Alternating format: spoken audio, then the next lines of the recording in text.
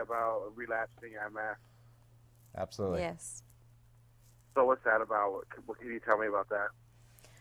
Well, the disease itself is an autoimmune disease, which means it's your own immune system that attacks a nerve, a coating on the nerves in the brain and spinal cord and along the optic tracts. When that coating is damaged or removed, nerve impulses are less able to get through to the rest of the body, and that causes neurologic symptoms like numbness, tingling, weakness, difficulty walking, vision disturbance, heat sensitivity, and fatigue. And these symptoms usually come up in flare-up fashion, so the person will have normal neurologic function for a while and then have a flare-up of neurologic dysfunction that lasts for a few days to several weeks. And they can either completely recover from that relapse or be left with some residual neurologic dysfunction over time. And we call that progression in disability as those neurologic symptoms continue to accumulate. It affects about 2.3 million people in the world, usually more women than men. Caucasians of Northern European descent certainly have a higher incidence of MS, but it has been found in many different ethnicities. Right. So you talked a little bit about who it affects, but what are the symptoms? There's a lot of different symptoms associated with multiple sclerosis, particularly numbness and tingling in different areas of the body. But usually it's one-sided, not a generalized numbness or tingling. Those are hallmark symptoms of MS. There's also weakness, gait disturbance, double loss or blurred vision can also occur. Different pain syndromes and difficulty with coordination, tremors, and fine motor movements can definitely be affected. Chef Ben Ford, you have a personal connection to MS. What can you tell me about that? I grew up with a mother who was showing symptoms of MS when I was a preteen, and we went through the progressions of her trying to get diagnosed fully, and it didn't really happen until I was in college.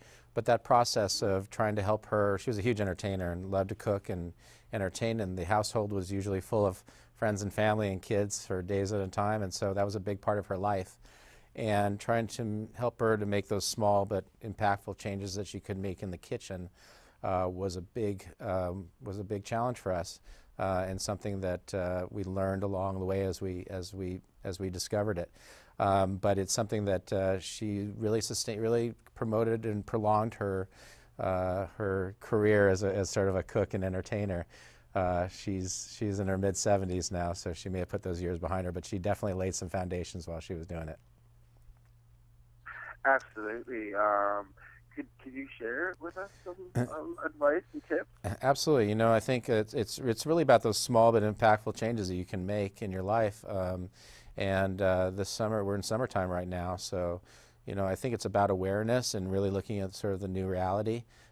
Backyard grilling is a great way to entertain when you have friends and family that can be a part of it. I mean, taking on and tackling a meal for, you know, dozen people, 8 people, and anything like that can be challenging living with MS. So the idea of moving into the backyard and having a sort of a contributing, adding that contributing factor where everyone's involved in the grilling can really, you can still have a great time, and you know, it doesn't have to be too much of a hardship. So that would be like one example. There's lots of other issues with dexterity and things like that around the grill as well. Heat issues that you need to be concerned about during the summertime if living with MS.